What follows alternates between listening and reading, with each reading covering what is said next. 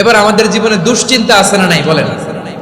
Tension, hyper tension, anxiety, depression, চিন্তা tension নাই এরকম কে কে আছে দেখি, হাত তোলেন। ওই যে হাত তুলছে এক আল্লাহর ওলি, ওই যে টেনশন নাই তোমার, মাশাআল্লাহ। ও না বুঝে তুলছে, জোকের চোটে, জোশের ঠেলায় ধাক্কায় তুলে ফেলছে। সবার জীবনে টেনশন আছে না নাই?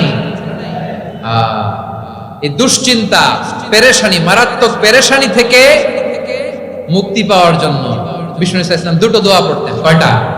অনেকগুলো পড়তেন। স্পেশাল দুটো দোয়া আজকে আপনাদের শিখায় যাব, শুনবেন না? কষ্ট হচ্ছে? সংক্ষিপ্ত মুনাজাত দিয়ে দেই। ওরে আল্লাহ, আমি তো 9:30 ক্রস করে ফেলছি মাসুদ ভাই, খেয়াল করে নেই। আরো কয়েক মিনিট? ঠিক আছে, ঠিক আছে।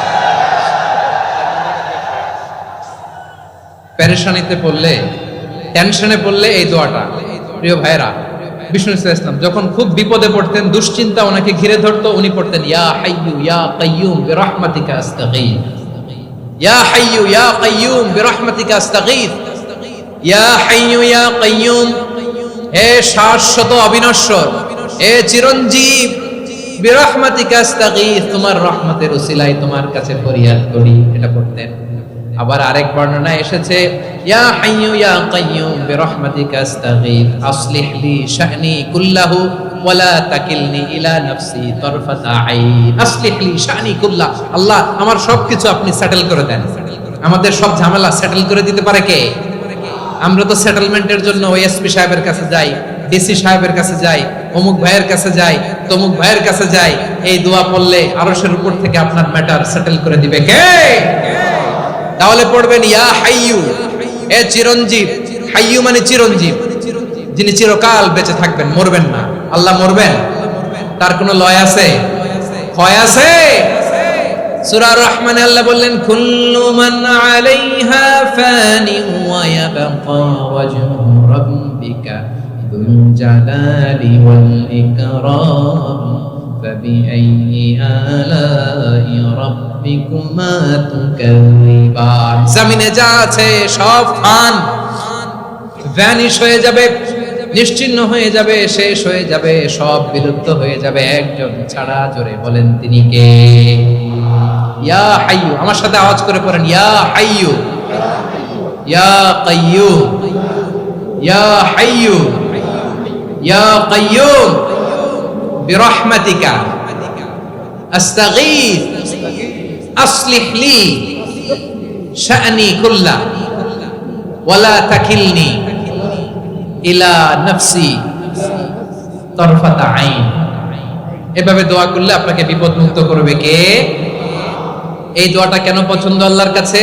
কারণ এখানে আল্লাহর দুইটা সুন্দর নাম আছে, গুণবাচক নাম, আল হাই, আল কাইয়ুম, এই দুটো নাম আছে এখানে।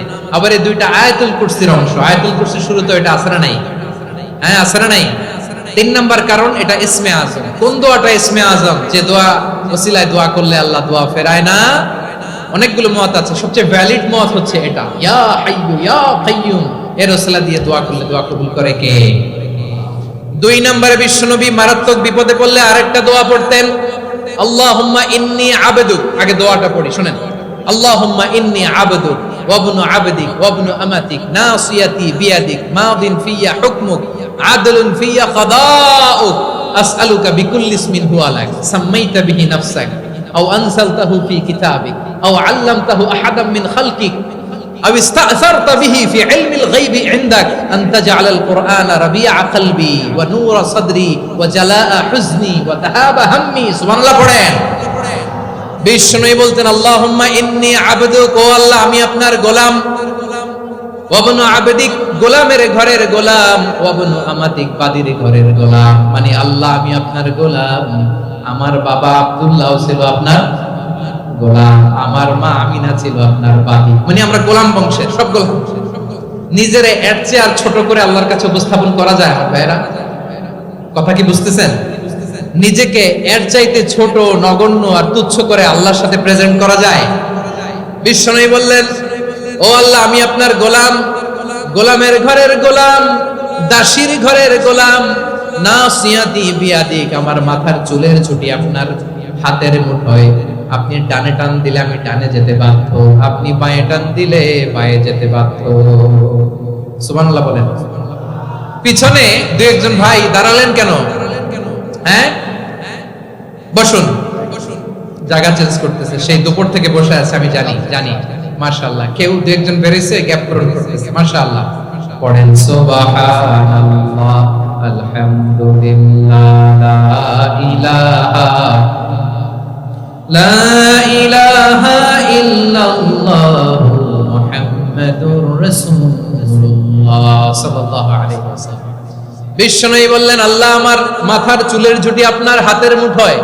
আচ্ছা, এইভাবে কাকে ধরা হয়? যে খুব ছোট, ঠিক কি না? নিজেকে কত ছোট করলেন বিশ্বনবী। ও আল্লাহ, আমার মাথার চুলের ঝুঁটি আপনার হাতের মুঠোয়, আপনি ডানে টানলে আমি ডানে যাব, বাঁয়ে টানলে বাঁয়ে যাব। আল্লাহ, আসআলুকা বিকুল্লি ইসমিন হুয়া লাক নাসিয়াতি বিয়াদিক মাদিন ফিয়া হুকমুক। আপনার নির্দেশ আমার উপর কার্যকর হবেই হবে। আদলুন ফিয়া কাদাউক, আপনার ফয়সালা, যেই ফয়সালাই আপনি আমার জন্য করেন এটাই ইনসাফ। সুবহানাল্লাহ বলেন। আমরা আল্লাহর ফয়সালায় সন্তুষ্ট হতে চাই না। কত কমপ্লেইন, আল্লাহ তুমি এটা দিলা না, ওইটা পাইলাম না, ওইটা হইল না রে, এরকম অভিযোগ কমপ্লেইন আমাদের আছে না নাই? আর বিশ্বনবী বলতেন, আদলুন ফিয়া কাদাউক, আল্লাহ আমার জন্য তোমার যেটা ফয়সালা এটাই সবচেয়ে শ্রেষ্ঠ ইনসাফ, এর চেয়ে ইনসাফ আর হতে পারে? এভাবে কায়মান বাক্যে আল্লাহর কাছে বিশ্বনবী দোয়া করতেন। এরপরে বিশ্বনবী বললেন, আল্লাহ তোমার যত নাম আছে সব নামের ওসিলায় দোয়া করি, যে নাম তুমি আমাদেরকে জানিয়েছো, যে নাম তুমি আমাদেরকে জানাও নাই, যে নাম তুমি কোরআনে নাজিল করেছো, যে নাম নাজিল করো নাই, যে নাম শুধু নবীদেরকে জানিয়েছো। আর আল্লাহর এমন কিছু চমৎকার চমৎকার সুন্দর সুন্দর নাম আছে, এই নামগুলো রব্বুল আলামিন কাউকে জানাবে না। সুবহানাল্লাহ বলেন। আমরা তো 99 নাম জানি, 100 নাম জানি আল্লাহ, কিন্তু আল্লাহর এমনও কিছু নাম আছে যেগুলো আল্লাহ বিশ্বনবীরও জানায় নাই।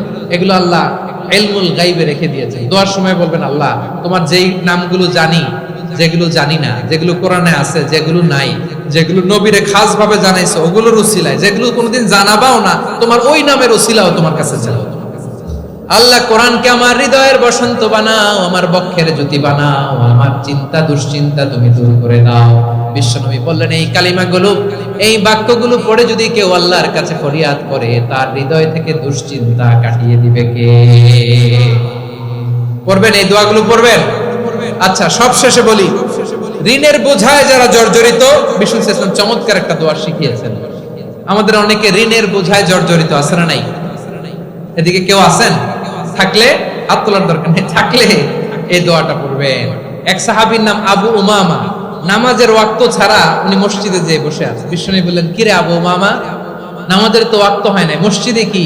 সাহাবী বলে, হুমুমুন লাজিমাতনি ওয়া দুয়ুন, নবী গো, ঋণের বোঝায় এমন টেনশনে আছি, ঘরে থাকতে পারলাম না, মসজিদে চলে আসছে। বিশ্বনবী বলেন, আমি কি তোমার এমন একটা দোয়া শিখাবো যেটা পড়লে আল্লাহ তাআলা তোমার ঋণের বোঝা হালকা করে দিবে? আবু উমামা বললেন, ইয়া রাসূলুল্লাহ, অবশ্যই শিখাবেন। বিশ্বনবী বললেন, তাহলে তুমি পড়বা, আল্লাহুম্মা ইন্নী আউযু বিকা মিনাল হাম্মি ওয়াল হাযান ওয়া আউযু বিকা মিনাল জুবনি ওয়াল বুখল ওয়া আউযু বিকা মিন গালাবাতিদ দাইনি ওয়া কাহরির রিজাল। ও আল্লাহ, তোমার কাছ থেকে দুশ্চিন্তা থেকে পানাহ চাই, কৃপণতা, ভীরুতা, অলসতা, কার্পণ্যতা, এই সব কিছু থেকে, মানুষের কঠোরতা, আমার উপর মানুষের আধিপত্য এবং ঋণের বোঝা থেকে পানাহ চাই। এই দোয়াটা যখন বিশ্বনবী শিখাই দিলেন, আবু উমামা বারবার এই দোয়া পড়েন, আল্লাহুম্মা ইন্নী আউযু বিকা মিনাল হাম্মি ওয়াল হাযান ওয়া আউযু বিকা মিনাল আজজি ওয়াল কাসাল ওয়া আউযু বিকা মিনাল জুবনি ওয়াল বুখল ওয়া আউযু বিকা মিন গালাবাতিদ দাইনি ওয়া কাহরির রিজাল। আবু উমামা বলে, এই দোয়া আমি পড়তে লাগলাম। কিছুদিন পরে দেখা গেল বিশ্বনবীর শেখানো এই দোয়ার বদৌলতে আল্লাহ তাআলা আমার সব ঋণ পরিশোধের ব্যবস্থা করে দিয়েছেন। পড়বেন। আমার প্রিয় পটুয়াখালীর ভাইরা, বিশ্বনবীর জামাতা সাইয়্যিদিনা আলী রাদিয়াল্লাহু তাআলা আনহুর কাছে এক লোক এসে বলে, হে আলী, ঋণের বোঝায় আমি জর্জরিত, আমার কিছু অর্থ দিয়ে সাহায্য করো। সাইয়্যিদিনা আলী রাদিয়াল্লাহু তাআলা আনহু বললেন, আমি কি তোমারে এমন একটা দোয়া শিখাবো যেটা বিশ্বনবী আমাদের শিখিয়েছেন?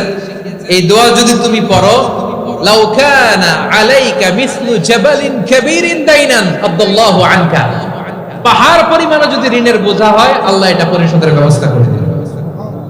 ছোট্ট একটা দোয়া বিশ্বনবী শিখালেন, বললেন, তুমি পড়বা, আল্লাহুম্মা কফিনি বিহালালিকা আন হারামিকা ওয়া আগনিনি বিফাদলিকা আম্মান সিওয়া।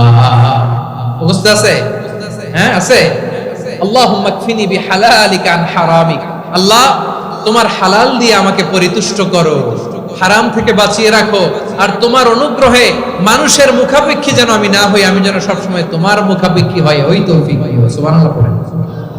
এই দোয়া বেশি বেশি পড়লে ঋণের বোঝা হালকা করে দিবে কে? তাহলে প্রিয় ভাইয়েরা, বিপদে পড়লেই প্রথমে কি পড়বেন? পটুয়াখালী ভুলা গেছে। বিপদে পড়লেই প্রথমে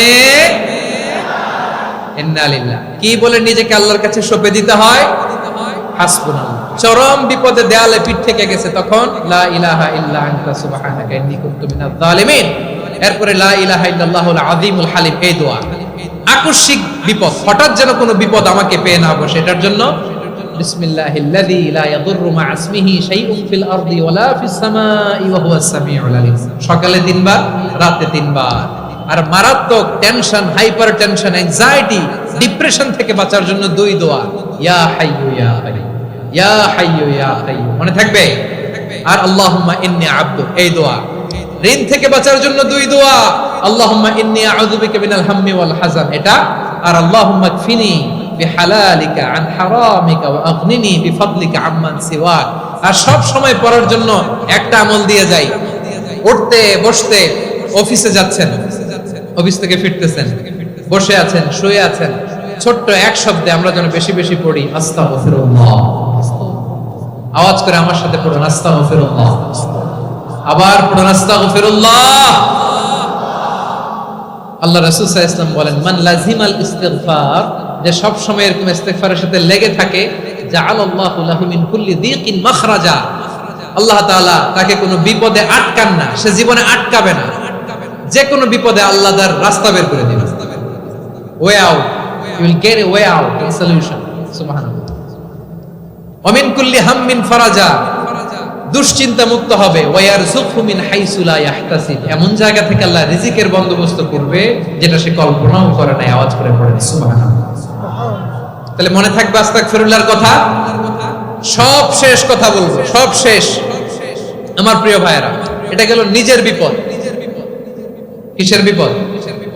নিজে যদি বিপদে পড়ে। অন্যের বিপদ যদি দেখেন, এটার জন্য একটা দোয়া আছে।